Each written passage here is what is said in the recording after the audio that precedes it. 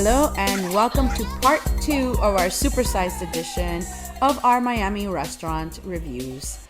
I am your host Brenda, and with me today, or should I say with me again, is my partner in crime, the Hubs. Hey everybody. If you didn't already, check out part 1 of this episode where we already reviewed the first half of the batch of these 15 restaurants. Seguimos. What? Seguimos. You are terrible. What's the next one? Seguimos. Sí. Paramos. No. I knew that was the song, but I couldn't. Oh, Damn right. it. Damn it. Let's get to it. Just shows you we don't practice. Damn it. No, this is all off the cuff for sure. All right. Let's talk about Palma. I was trying to remember how I heard about this place, and I think someone messaged me on Instagram and asked me if I had been. Then I looked it up and I found it. I think that's how it was. It reminded me of Entre Nos, which we mentioned earlier. I think we went within the first couple of weeks. It was enough to get menu number 0001. The chef said that he would be changing up the numbers as he progresses. I thought that was a really cool idea. It's one that we want to succeed because of its size and local flavor. The restaurant is tiny and near Marlins Stadium. It's unassuming on the inside, kind of like Boyardee would be if it didn't have it's unassuming from the inside, from the outside looking in, like a Boyardee. So like if Boyardee didn't have that neon sign outside, kind of like that. It's also across the street from a laundromat. The first thing I noticed was how awesome it smelled upon walking in, and that was a good sign. It turns out it was from the sweet plantain brioche that they had, which we later tried. I don't remember the cost. I'm sure you have it there, but $260.35. But it wasn't a lot considering the price of other tasting menus in the city, the 7-course menu counting the bread course. My overall impression was that the chef actually played it safe on that first menu, but based on what we tried, the techniques used and flavors, I could tell he has so much more in him than that, and I can't blame him for giving Miami diners might not be as adventurous, but I am looking forward to seeing his next menu versions and watching him grow. The menu featured a tartare sandwich, which I loved, a crudo, squid dish, and a steamed fish course, the bread course, which I mentioned, smoked chicken, and then for dessert, they had a guanábana sorbet palate cleanser, which was delicious. I would order that alone. And a banana mille-feuille. How do we pronounce that? I always forget it. Puffed buckwheat, chocolate, and vermouth. All the portions were on the smaller side, but we didn't leave hungry or anything, but everything was on the small side. Service was great. I think our server was from Boyardee. We recognized each other.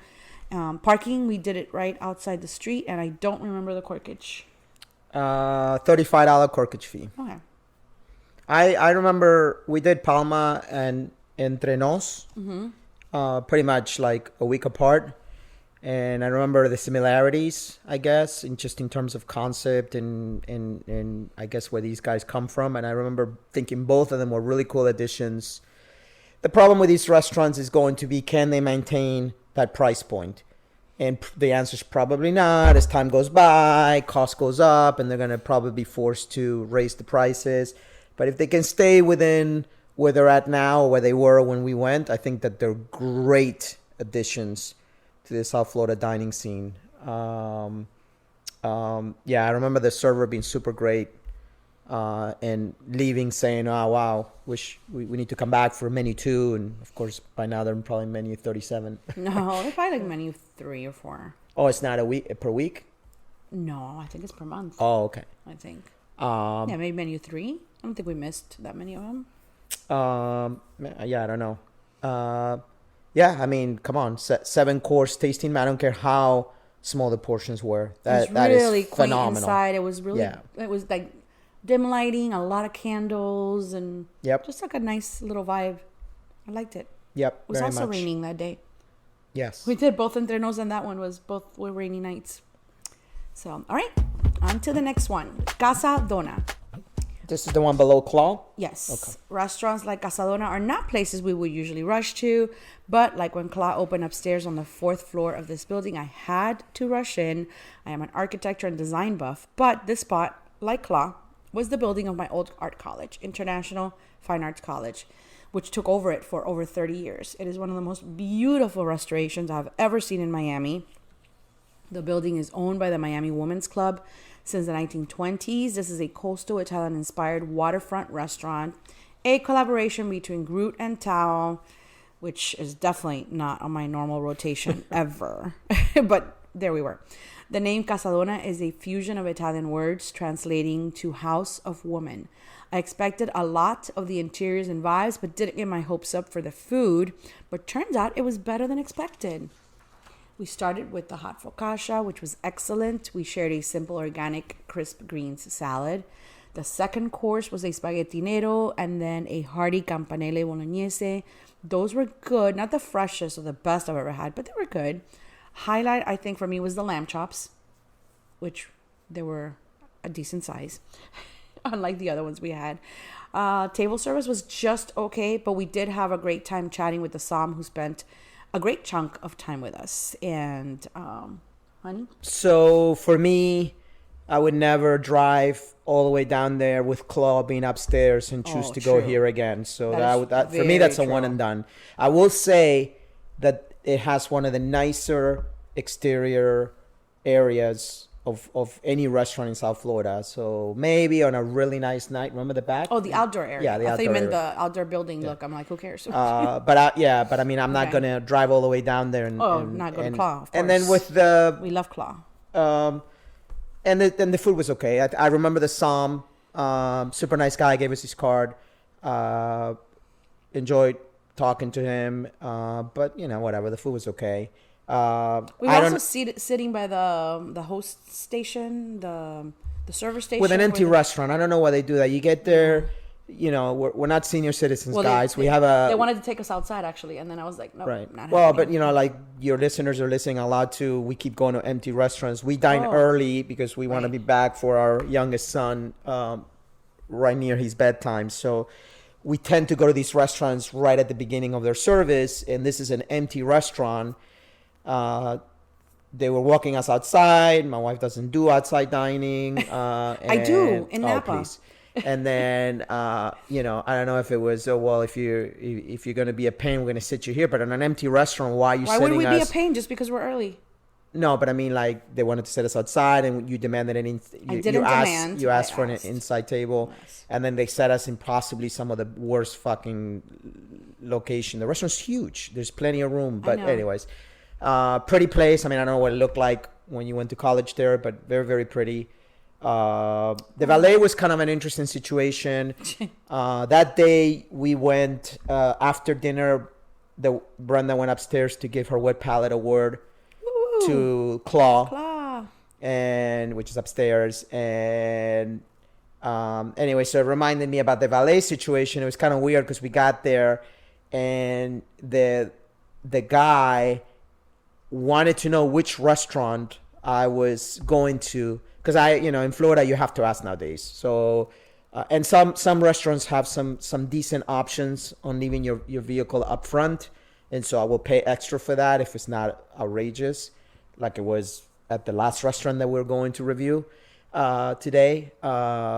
And it just turns out that it seems like they were charging different prices to patrons depending on which restaurant you said you were going to. It's kind of weird, but anyways. But wasn't it $80-something to leave it, not even up front, just to leave it in the on premise? The way they get you is they'll say stuff like, if you want to park it normally, it's only X. I think it was $25, but it could take up to 15 minutes or 20 minutes to get your car, or you can leave it up front. And it's like $80 or whatever. Which they have limited amount of spaces on the premise, so you don't have to leave outside on the street and go to wherever. I can't imagine not with the two restaurants there. Plus we don't drive the fancy, that place is the type of place you want to be seen at, and the vehicles that pull up to these two restaurants are absolutely insane. My car doesn't belong anywhere near those, so they're not going to want to leave it up front, that's for sure. Oh yeah, chop chop. Yeah, remember this is the restaurant, both of them, Claw, I guess they share the valet obviously. Yes. That has that special side area for the Rolls Royces and the anyways. Yes. Next time I'll come up with my Rolls. Yeah, my Bentley. You do that. Bentley with the B for Brenda. Okay. Woo! Up next, Lucky Cat. Lucky Cat by Gordon Ramsay comes to us straight from London and Manchester. Wow. Thank you, Gordon. Wow, we're so lucky. The vibe and decor rank up probably the most lackluster South Beach opening by an outside concept in the last 4 years. It felt like an afterthought. It looks like a Morton's. Sorry, but we are now spoiled in Miami. This is not 2008. If you're a celebrity chef who thinks coming here and slapping your name on anything less than spectacular and you think it's great long term, you will be in for a rude awakening once the next shiny thing pops up in Miami. There's a new category of flash in Miami, and they have all brought their A game. My point is that for someone looking for that type of vibe, Lucky Cat is a sad and boring looking little place. It is. It's dated. It just opened and it's already dated. It's already dated. No one is going to single out Lucky Cat out for the food except tourists or Miamians who don't know any better. Diners who go there want to see and be seen, but who wants to be seen in that drab little space and their misspelled bathroom signs? And neon lights. Oh my gosh. So why did we go? Well, we have a group of friends who love that type of scene, and they invited us. I wanted to be a snoop and check it out. Simply put. And they knew the Psalm too. And they knew the Psalm, so... Well, we know him too. I guess we met him at Sexy Fish, right? Isn't that the same guy? Yeah, but we don't know him. Yeah. We met him one time. Nice guy. But, okay, I know I'm being a little dramatic, but really not every dish was necessarily bad, but it's just nothing that you can't already find in Miami. The nigiri was perhaps the most disappointing of all. Every maki, nigiri, and sashimi was served with a healthy dose of horseradish masquerading as wasabi. To receive freshly grated wasabi, you need to request a $10 tableside service for it. Ooh.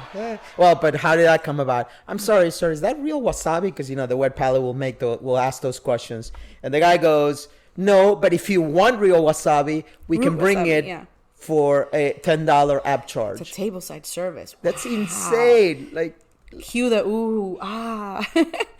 We tried the pea wok, the ceviche, the Kyoto cucumbers, the tomato salad, the shirashi lucky maki, and the papaya salad. All those were okay. The aubergine and cabbage dumplings, the egg fried rice, the miso smoked salmon, and the Australian Wagyu skirt steak.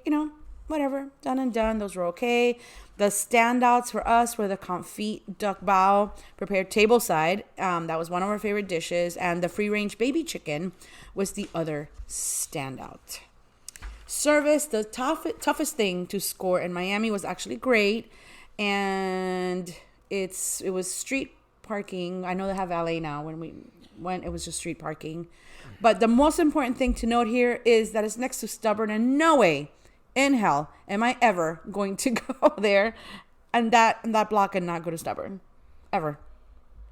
Yeah, it's whatever. I'm sure they'll do fine because that's, for a little bit, because that's where people love to go now, to these types of Sexy Fish and these type of restaurants. Right, but when you could go to those other places that are done so well, why go to this drab well, that's the thing, place? Right? And actually, Sexy Fish's food was actually quite nice compared to this.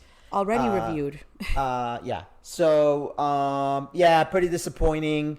It was we were invited by a good friend of ours, but 3 couples. We dined for $992. 2 couples. Oh, I thought nope. It was just 2 couples. Okay. So then, sorry, I divided it by 3. So then we dined for $630. So it's, whatever, $300 and some dollars per couple. But we did bring our own wine, and the Psalm waived the corkage fee. So yeah, it's on the a little bit expensive side. No vibe whatsoever. Place is super dark. Just doesn't really offer much, and everybody knows Stubborn for me is one of my top restaurants. So yeah, I'm not driving all the way over there. And there's a promo picture going around. I don't know what publication has it. That it's just one of their stock pictures that they give out to these publications. And if you know anything about photography, they've turned up the saturation on that photo. So the reds look really, really red, and the blues look really, really blue, and it looks very colorful and fun and lit up. And that is not what it looks like in real life at all. Yeah. So deceitful.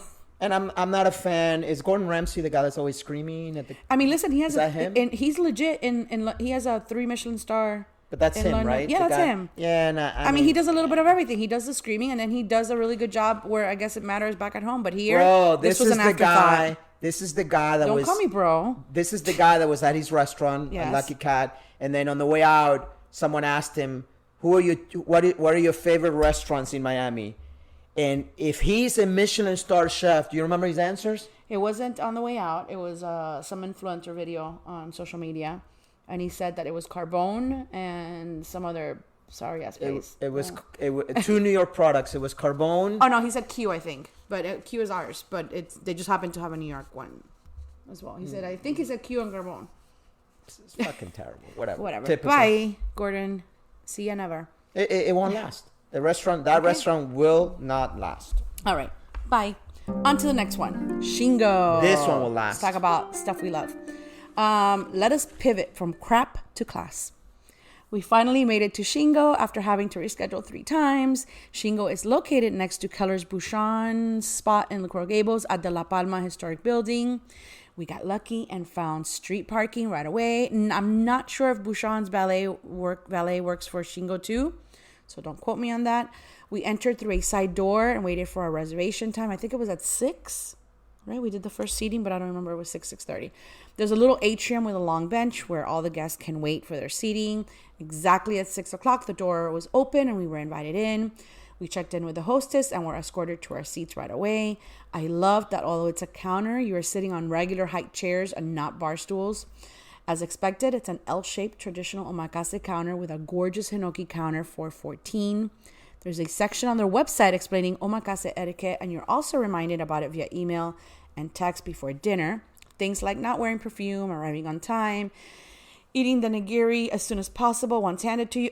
Brenda, don't take too long with pictures. The use of chopsticks versus hands, etc.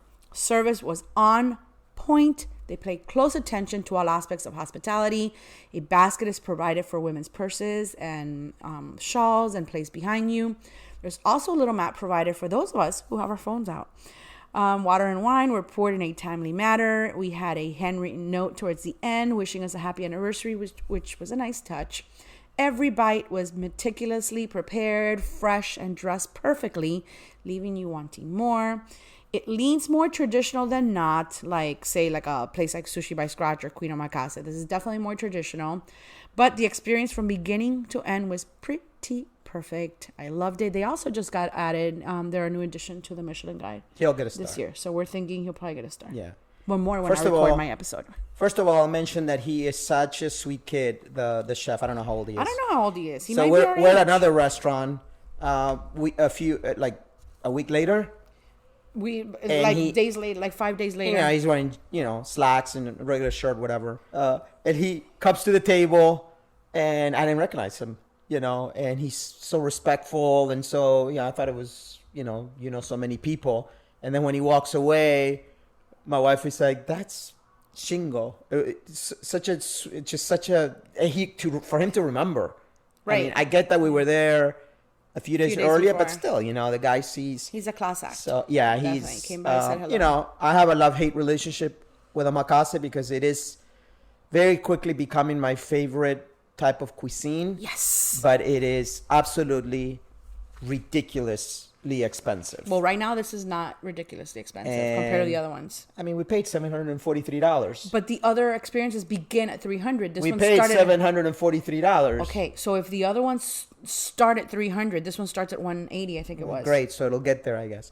So anyways, but that included I tend not to bring wine to new opening restaurants. Like I like to support them and order from the wine list, and we ordered a nice Chablis. So the price did include a bottle of white wine. So I loved it. I mean, Sushi by Scratch for me is like a really cool. You're more of a traditionalist than I am when it comes to omakase, but I kind of think that this guy's sushi right now his omakase might be like top notch. Yeah. I feel like it's, definitely one of my top favorite experiences. Yeah. For sure. Easy to support the guy, too. Yeah. Can we go back soon? Yeah. Yay! All right. On to the next one. Ossobucco. Why are we reviewing this? Oh. Because we went, and listeners want to know, right? As usual, Michelin throws a wild card out there and names this place as one of the upcoming additions. This one caught me just by surprise, so of course I had to go check it out because I needed to figure out why. And again, by addition, you don't mean They don't know yet. you don't know what they Right. could just be added as a recommended. Which, by the way, I've already seen. It's so confusing to people. People are like, "Oh yeah, it just got a Michelin star." No, it did not. Just got mentioned. Michelin just said that it's a new addition. It could be a mention, it could be a star, it could be a bib. But I will start with the end and conclude that this place doesn't even deserve a mention in the guide at all. This one's also in Wynwood, and the chef self-titles as a grill master. Oh, And he is Argentino, also Argentino. This is the grill master. This is the grill master, Yeah, honey. dude, I make better grill than him, and I you- suck at grilling. No, you don't suck. No, you're good. I mean, I'm not a Michelin mention. Well, from now on, you're going to be Grill Master Hubs. So we walked in with them once again. I don't know why people always insist in walking me outside. I walk in and they're like, you're going to sit outside. So it was an outside-ish inside area. So I rarely ever want to sit outside in Miami. I only do that during the 5 winter days. It was a hot day too. Yes, it wasn't one of the cold fronts. It was one. I only like doing that in one of the 5 winter days that we get. So I also hate sitting by a door that will be opening and closing all night because what's the point? It's the same thing. This one they just had the inside. So she offered me the one table that was outside-ish inside, which means like it's on the like right there. And then when I said I didn't want that one, she offered me one that was 3 tables over. So I don't understand. And was I not speaking English? It's the same thing. So no and no. So then she said that she couldn't sit us in the main AC part with AC in the dining room because, quote, those were reserved for people who reserved days ago. Well, I mean, I reserved a week ago, so does that not fall into the same category, if not better? Because Should've it was left. we shit. So I said it. So so ridiculous. So she kept giving the reservation excuse after acknowledging that I too had a reservation. So we started to walk out. Who has time for that? But magically, then we were offered an inside table. But you know how that is. Like, it takes some time once seated to shake off that initial stupidity that happened. So add to that, no one came for water. No one brought wine. No one brought the wine menu or opened the wine that we brought. Finally, a server came by for that. Very nice. They were all nice. But then he disappeared for a good 10 minutes. And we sat there with an unopened wine bottle and no water. Then the quote, Som, comes by, who's also very nice, welcoming and enthusiastic. He was very enthusiastic about to open the bottle of Cardinale, which he had never heard of. It's a pretty, it made no sense if he's a Som, because this is or even if you're in the wine business. Everybody's a Som in South Florida. It's a pretty popular Napa winery, but okay. But I mean, he was just so genuinely excited though. Let me call your Som over. Oh, this one looks good. What is this? Yeah, what is Yeah, this? he was really nice though. The vibe was lively, a little bit of tiki-tiki, but not obnoxious. We were able to have a regular conversation. And they brought over a purse stand. That was cute. So there is a Actually, they didn't bring it. It was sitting in between tables. Oh, you're right. The other lady The had other it. lady had. Oh, right. But it was meant to be shared, I guess. I'm sure they would have brought me one if there wasn't one. Well, actually, I don't know. Because did I have a reservation? So, did you reserve the... I did not reserve the purse tree. But anyway, there is a tasting menu, but we chose to reserve a la carte when I made the reservation, just to try it first before committing to it. Thank goodness, before committing to a tasting menu experience. And thankfully, that ended up being the right choice. The food was mostly just okay. Some dishes more underwhelming than others. I liked the Ossobucco empanadas, which were hearty. And do you know what Ossobucco is? Is what the server asked me. No, I know. I mean, to their credit, they had Ossobucco. That's kind of cool. I was wondering whether they were even going to have it. They had a lot of Ossobucco, but it was a little condescending. Like, do you know what Ossobucco is? I mean, anyway, we got the pulpo a la parrilla, which should have probably done the al olivo, like the one I wanted, but it was a grilled octopus with parsnip puree, pickled onions, red chimichurri, but like everything was piled on top of each other messily. It was a hot mess express. It was whatever. Not interesting. A ricotta gnocchi. I like the Ossobucco sauce, and it had a truffle cream. The mollejas or the mochejas. Terrible. Like my husband would say, were tough. Fucking terrible. Please tell me how you really feel.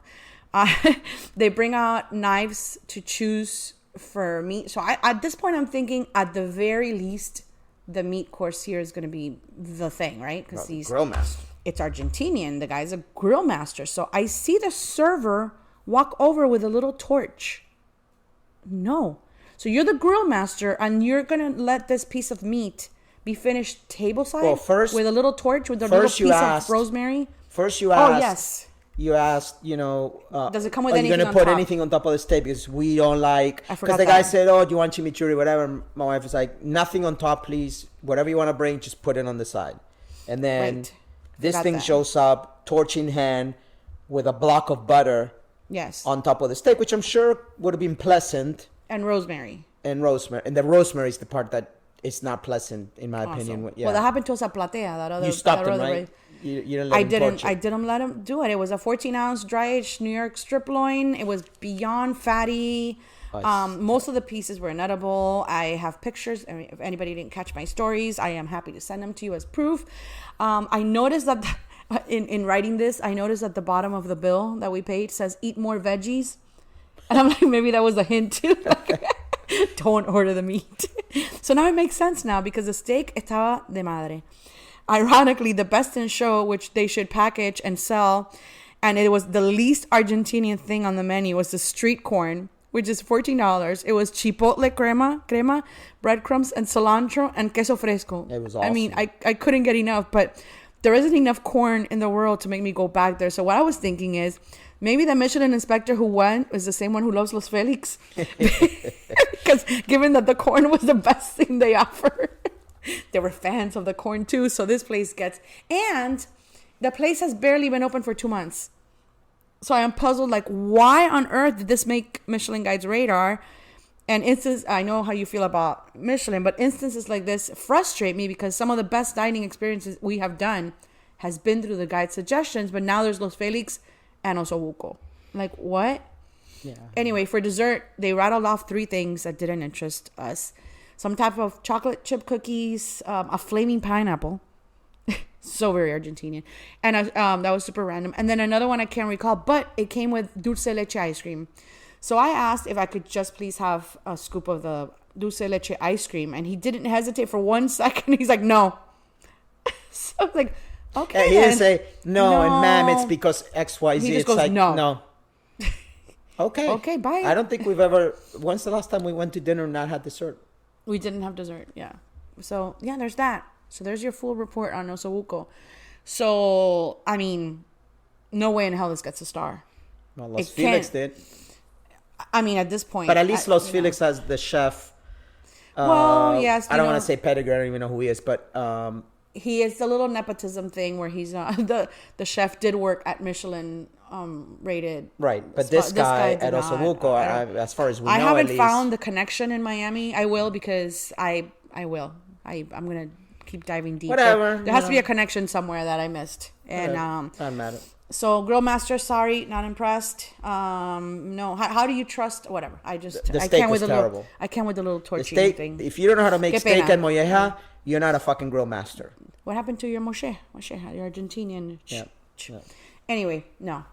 That's a no for us. So on to Chateau ZZ's. Here's another... You gotta play some ZZ Tops when in your podcast when you... Okay, I might. Here's another restaurant which for me falls under the Miami Historic Renovations, and I must go see it ASAP. You gotta stop with that. You're fucking killing me. No. With all this architecture. But it was only. You're all for 3. No. Well, with Claw. You're 1 for 4. Casa Dona and this one. It's only 3 times. And are we going back? We're going to talk about why we're going back. Okay. So, before COVID, I had been so excited because they announced that Chef Clay Conley of Palm Beach's Buchan and Grotto would be opening it as Chateau Miami. Then after COVID, that fell through, and I had a friend tell me, oh, Bren, when you hear who's taking over, you're going to be so mad. And, yep, major food group, and exhale.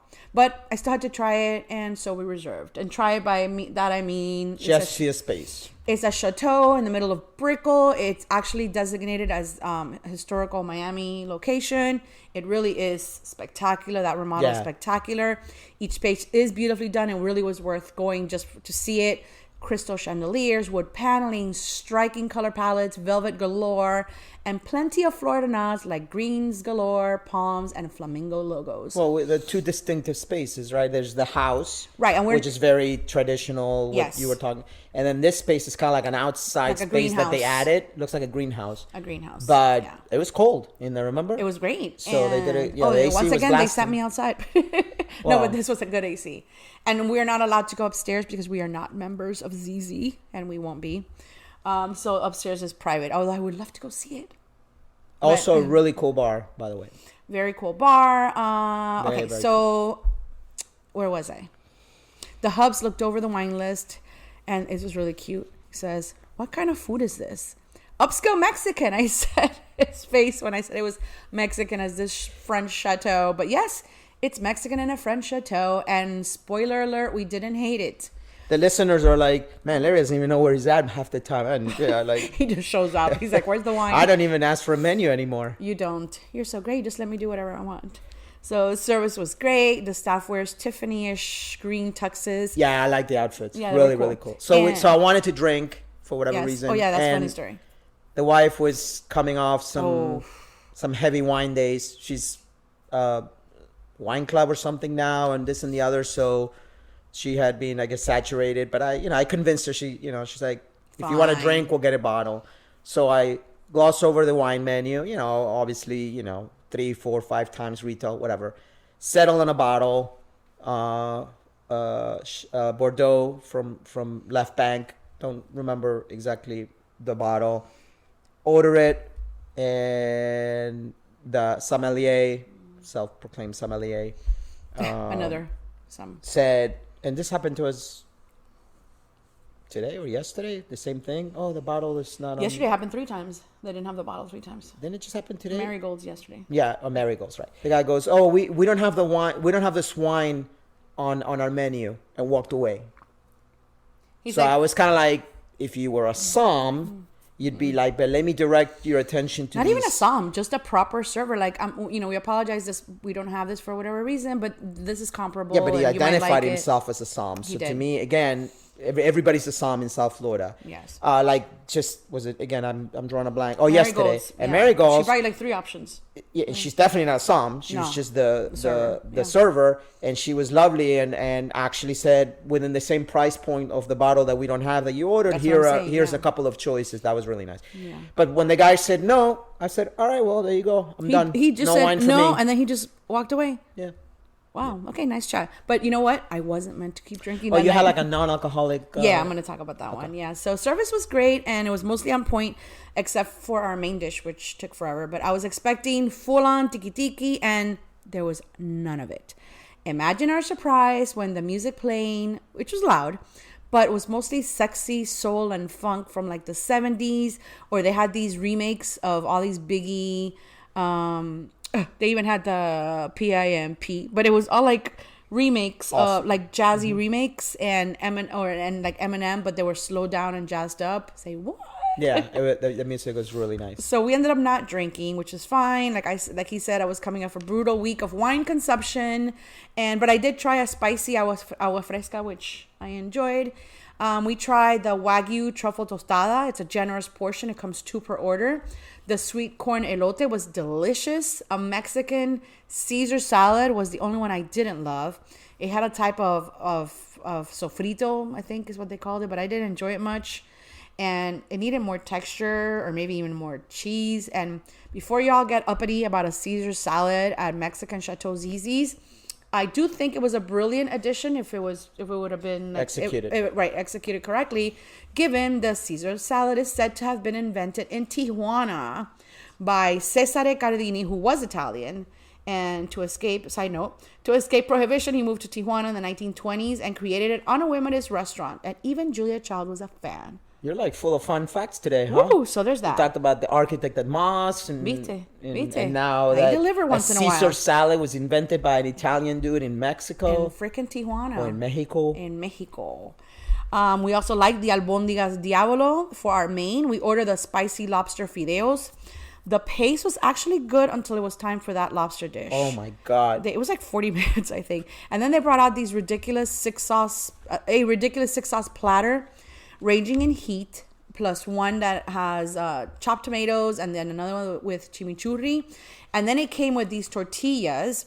We chose flour over corn. You can do corn or flour. I know corn's supposed to be the thing, but I don't usually love corn tortillas. But we did flour, and those were so hard and tough to eat. And the idea is that you're encouraged to make a taco with whatever protein you're eating, pero you couldn't even fold this thing. It was like well, plastic. there's a couple of problems. So this is almost like a fajita side dish. You know, like when you order fajitas and you get the corn or flour tortillas, and you get all these little sauces, whatever, to make your fajita. Well, the problem is we ordered a paella. How the fuck am I supposed to do a? It wasn't a paella. It was like it was lobster. Fideos. It was like the cut but it was I'm made gonna like a talk about it. paella. It was made a little bit. Like, so yeah, it completely out of place. But everybody got it. Every table, it's part of what they do. They give you this thing, these tortilla things with these sauces. with a big but platter. It just doesn't The make any platter's sense. huge. But the lobster dish had a delicious creamy sauce and plenty of lobster to go around. The pasta itself was good, but it was oddly chopped in like 1 and 2 inch pieces. Well, to make it like a paella, I guess they wanted to go Or with that to make it maybe, rice-looking- did they want you to put that in the taco? It's Whoa. kind of weird. I don't know. It certainly made for better spooning that they was small pieces, but it was just weird. The edges of the pan it arrives in had like the raspita, like in the rice, which I like. I can see someone complaining about that if they've never had like a Cuban style rice with a raspita in the bottom. But it's all in the same family. I think what do Dominicans call it? Con or something. I don't know. Another fun fact. That's 3. That's 3. Do you have those? Argentinians have? We call it raspita. What do you call it? No. You don't eat the crispy part of the rice? We probably do, but we don't call it raspita. Well, you guys don't even freaking eat rice. Argentinians don't know what rice is. Of course we eat rice. Yeah, but not like Cubans do. Anyway, back to me. But there was no taco making for us. Also, our table was very small, and that sauce platter did not match and took up way too much space. But management heard, I guess, through the grapevine that we didn't like the tortillas, and they brought us some fresh ones. But we didn't really ask for them, and we didn't want them. We were almost done, but I appreciated the gesture. For dessert, we ordered the churros and the flan de coco. Amelie's flan de coco, it was called. You know, I'm going to order a flan if it's listed because I'm super picky about it, as I mentioned earlier, and they both arrived simultaneously. And wow, both were excellent and took us by surprise. The fan was out of this world. Ridiculous. Officially a favorite after Ariette's and the Gibsons. Great sharing size. It has like glass-like caramel on top and underneath, creamy with a perfect touch of rum, and it was just a dream. We were full and still ate every last drop. I asked about its name, Amelie's Flan de Coco. The staff gave us a story about it being the recipe of one of the investors' grandmas. I thought the guys were from New York and very Italian, but I figured, well, maybe they have a Miami partner with a Cuban grandma. It's a connection. So the guy you asked didn't know. Well, he went to find out. Right. He was very grateful that I said that, and that he went to find out, and that he had this new fact he was going to tell his diners about. So I posted about it on Instagram, and then got the real story. Boom. It's Chef, here, more facts for you. Chef Daniel Skurnick. He's not a grandma. He wasn't even trained in Hialeah. His experience, Jean-Georges Budokan, Le Cuckoo in New York City, the Modern. He confirmed the rum presence. I tasted and said it was a 15-year Angostura rum. Well done, chef. Outstanding. So overall, I would absolutely return. We didn't hate anything. The menu's huge. The corn was outstanding. The corn was also outstanding, and there's so many things we didn't even order on the menu. There's still a lot that we could get through. Yeah, but I'm not using the valet if we return. Oh, well, we're going to talk about that. But even if it means dining at a major food group location, it was solid. It was a pretty solid experience. Of course, we are super biased about the flan, and we ended up sharing a couple of churros with the diners next to us. Yeah. The tables are pretty close together. And the table when they asked about dessert, our neighbors said that they were full. But then when the churros came, there were 4 of them, I think, and we only had 1 each. Couldn't get enough of the flan, and we actually had 2 each. 2 each. Were a lot, yeah. So anyway, we eat. Yeah. I guess I'll go back for that corn, and I'll order 3 flans for my dinner. But they have a lot of steak. They had more steak than freaking Casa Vigil on the menu. I guess we could try. So pretty, very, very pretty place too. So yeah, and again, I love the vibe. The music was nice. It was full of like The crowd was like tech bros and a lot of model looking type girls, like, you know, like that pretty Miami Super crowd. cool bar, very very cool bar. But I think just because of the vibe with everyone was kind of like into their own thing. It wasn't like a scene. Everyone was actually just dining, and the bar was a little more. Yeah. So whatever, it was a little busier. We leave the restaurant, and my car has these very black, dull, like non-shiny rims, and I went to be a gentleman and open my wife's door, which I usually don't do. You do? Not as much anymore. What do you mean not as much anymore? You do. All right. Okay, I'm gonna start. And of course, you know, if you're gonna hit a curve, in, you know, the white scratches on a dull black rim, they're gonna show pretty loudly. And so I looked down and saw that, and, you know, whatever, told the valet what the hell, and of course the guy all of a sudden didn't speak English, so I said it in Spanish, and it seemed like he pretended like he didn't even speak Spanish. So I said, well, you don't see the damage? And it was really interesting because instead of saying something like, well, it wasn't us, he said, what damage? So that right there, what do you mean, what damage? So whatever, what are you going to do? So you go to enough restaurants. I told you what to do. So we took a picture of there's a sign there, and it says who manages the valet.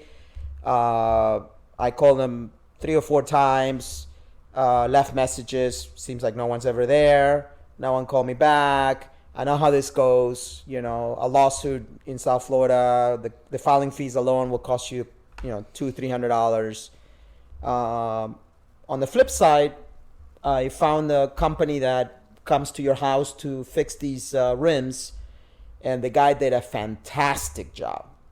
And I wish I remember the name. I would give him props. Well, is he a podcast sponsor? We can get him. Anyway, so the dinner was $429 with no alcohol, and then it took me $250 to fix the rim. So that was an expensive night. I think it's bullshit, but whatever. What's bullshit? The valet part of it, but whatever. Of course, you take your car. It was a terrible way to end the night. So whatever. You go out enough times and shit like that's gonna happen. So it wasn't. Well, it sucked. It was uncool. That but was, whatever. Yeah. We were like. We'll take your truck. We were so happy. Well, there's nowhere to park on the street there because it's right. You kind of. How much was the valet? Did you say that? I don't remember. No. If you want me to start from now on, I'll keep track of those things. I know you. Okay. Yeah, it's good to know. But okay. So maybe that's another list. I could do a corkage fee list and a valet. Yeah, you have so much time, right? I know, with all that free time I have. Okay, let's talk about Delilah, the last review. Phew, we did it. Almost. So we first went for a brunch during the South Beach Food and Wine Festival, and I was excited because I had been curious about the location and checking out the interiors. I thought it was a gorgeous space, unlike Lucky Cat. Remember that? But I wanted to wait and go for dinner before we reviewed it. Valet is on the side of the Four Ambassadors building, which has its own residential area, valet, and not related to Delilah. So don't drive up to Four Ambassadors. Go to the side on the street, almost like you're about to enter Brickell Key, but don't enter. It's right there on the right. Once you valet, you walk a few feet, and the entrance is just a small door with the name Delilah over it. A doorman opens the door for you, and you walk up several stairs to the atrium where a host looked up our reservation, welcomed us, and told us there would be no photos allowed beyond the atrium. To enter the dining space, you walk down a hallway and then up a stunning winding marble staircase of about 25 steps, and a cascade glass chandelier anchors it all down. Ladies, you can skip it. As beautiful as it is, there's an elevator to the left. No need to walk up in those heels. Ouch. At least I used the elevator this time. Although entering through the staircase is significantly more dramatic. Our reservation was at 8 p.m. We got seated right away, right by the stage.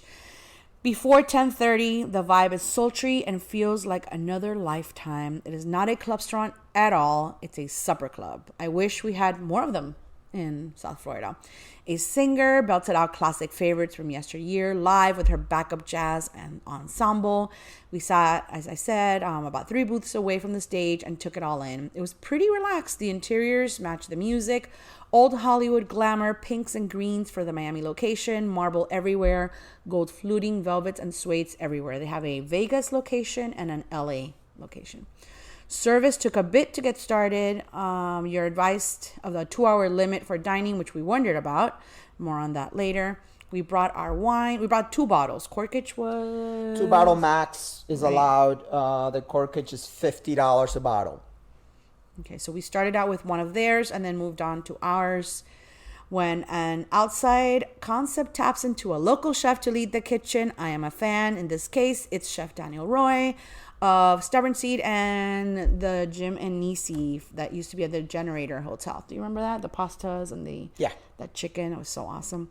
The menu really has something for everyone. And sure, there are some gimmicky things like the chicken tenders, which everyone loves to fake insult over.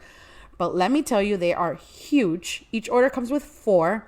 It's $27, but each strip is a good 5 or 6 ounces or more. Yeah, it's unwarranted. The people who rag on that, it's ridiculous. I mean, I could say it is fun to say, they have chicken tenders for $27, but it's a full-blown chicken dish. You're getting at the very least 20 ounces of chicken. I mean, I want to take my little one there. He's going to go to town because the chicken was good. It was really good, and as I said, they're like the size of my hand, pretty much, and the diameter is like pretty thick. Especially if you're getting, it's like a $27 chicken entree. We struggled to finish them, and we were a party of 6 and got 2 orders, so it's very deceiving when you hear chicken strips. So we also tried and loved the peppercorn crusted foie gras. The pigs in a blanket. Yes, that was another fun little gimmicky thing, but who cares? It was just like, it's actually a Wagyu beef hot dog with honey mustard, the Wagyu carpaccio, the Cubano fritters, which is jamon, roasted pork, Swiss cheese, mustard aioli, and pickled cucumbers, the roasted chicken, because we didn't get enough chicken with the tenders, the scallops, the haramasa ceviche, the skirt steak, the carrot souffle with candied cornflakes on top, which I am a huge fan of now, the fries, the macaroni gratin, which has a cheese fondue, black truffle bechamel, and the slutty brownies which had crushed Oreos, the tres leches. I think the tres leche was okay, and the key lime pie. As far as the crowd, the place got busier and busier as the night went on. The bar was absolutely slammed. We did see people eating there, but I would not recommend it. Who wants to eat with so many people right behind you? We didn't see any celebrities except Scandoval. You didn't even know who that was. I still don't know who the fuck that is. Sandoval. You gotta Google it. But I would 100% return and probably earlier than 8 p.m. I would just do like right when they open or like 7 o'clock, something like that. At 10:30 p.m., dun, dun, dun, the singer stopped. They lowered the lights, and for drama, they lowered the gold satin curtains. Right behind us. Did they think like paparazzi would be outside, so they needed to like shield the people inside at all costs? And you guessed it. Last night a DJ saved my life. Started. But the music was good. I'm sure it gets more tiki-tiki as the night goes on. Yeah, but we were almost done. So with that, check please. We were done. We ended up staying 3 hours as I predicted initially, because that's usually what we do with a party of 6. It's usually we do 3 hours, party of 6 every time. The lobby transformed with a couple of doormen restricting access with the expected velvet rope, and as we were leaving, and we saw several parties get turned away. I mean, who shows up without a reservation? Like, what are they expecting? But many people got turned out. Yeah, but then it does become clubby at 10:30. So depending on what you want, you have been warned. What do you think? A lot. Okay. So we went to brunch there a few weeks earlier. Yeah. So obviously during the day, a little bit of a different scene, but the restaurant is absolutely stunning, and the live jazz music is really, really nice. It was a different singer for the dinner that we're talking about, but they were both outstanding. It's a 2-instrument band, right? There is sometimes piano. 3. There was a drummer during the brunch. So there's a drummer, the piano, and there's a saxophone. What do you call that instrument? It's like a big, I don't know what it's called. Yeah. Anyway, so kind of like a guitar, not a guitar, but like a big what's it called? I thought it was Trombone. Oh, a trombone. Yeah, it's a trombone. Okay. Well, my dad would be so embarrassed. I know. Sorry. See, I didn't research this part. So just to say, we were there during the day for a brunch. Equally stunning. The dinner. It's actually interesting. I didn't enjoy. I shouldn't say it. I wasn't blown away by a single dish. I would go back there more. No. I didn't say I got blown away by any single dish. I didn't say that. What you said. But we typically say about restaurants. There was nothing bad. No, absolutely nothing. No, yeah. But we typically say we always will go back for the food, not necessarily the scene. Right. Here, I would go back for the stunning dining room, the great vibe, the amazing live music. I didn't actually like the booth we sat in. I like the booth. Okay. Yeah, because you're on the edge. Okay. They had tables, which I would prefer for a party of 6. Either that or you guys got to get some pillows because I'm 5'6" and I couldn't lean back and eat at the same time. But it's super, super cool addition to Miami. Really is. We talked about Lucky Cat earlier, and this is like the complete opposite, right? Like the money they spend in there is really impressive. Their wine list is really, really impressive. I mean, they have some of the big hitters from old world, new world. Prices are prices. It is what it is in Miami.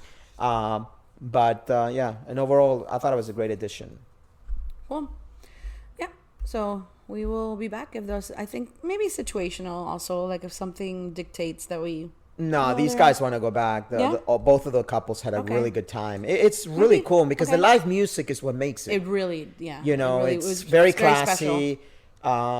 They have these. You didn't talk about the dancers.